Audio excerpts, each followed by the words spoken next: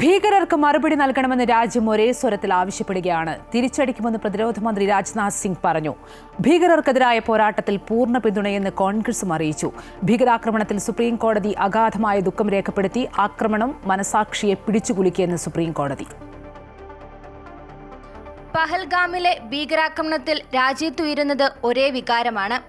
ഭീകരർക്ക് തക്കതായ മറുപടി നൽകണമെന്ന് ആവശ്യപ്പെട്ട് വിവിധ രാഷ്ട്രീയ പാർട്ടികളും രംഗത്തെത്തി.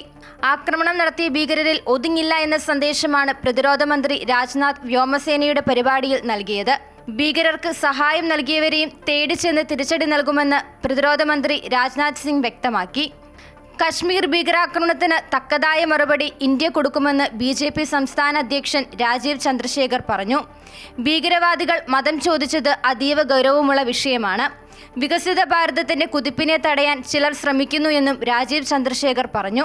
ഭീകരവാദികൾ ചോദിച്ചൊരു പ്രശ്നം, നിങ്ങളുടെ മതം എന്താണെന്ന് ചോദിച്ചു. അത് നമുക്ക് മനസ്സിൽ വെക്കണം. ഞാനിന്ന് ഒരു രാഷ്ട്രീയത്തിനല്ല പറഞ്ഞത്, ഇതൊരു ക്ലിയർ ആൻഡ് പ്രസന്റ് ഡേഞ്ചറാണ്. ഈ ടെററിസം എന്ന് പറഞ്ഞൊരു ഫിനോമിന് നമ്മുടെ വികസിത ഭാരതത്തിൻ്റെ ട്രജക്ടറിയും സ്പീഡിനെ ബ്രേക്ക് ചവിട്ടാൻ ആഗ്രഹിക്കുന്ന ഒന്നോ രണ്ടോ രാജ്യങ്ങളുണ്ട്. ഭീകരർക്കെതിരായ പോരാട്ടത്തിൽ എല്ലാ പിന്തുണയും കോൺഗ്രസ് പ്രഖ്യാപിച്ചു.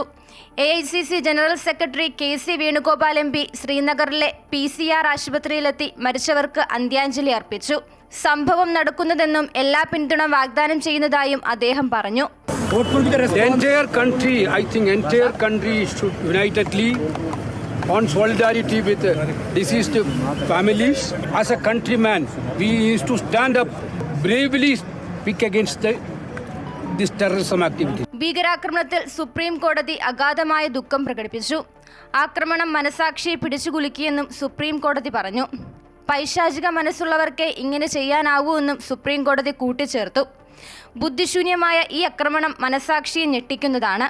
തീവ്രവാദം അഴിച്ചുവിടുന്ന ക്രൂരതയുടെയും മനുഷ്യരാഹിത്യത്തിന്റെയും ഓർമ്മപ്പെടുത്തലാണിതെന്നും സുപ്രീം കോടതി അഭിപ്രായപ്പെട്ടു. News desk, Amrita TV.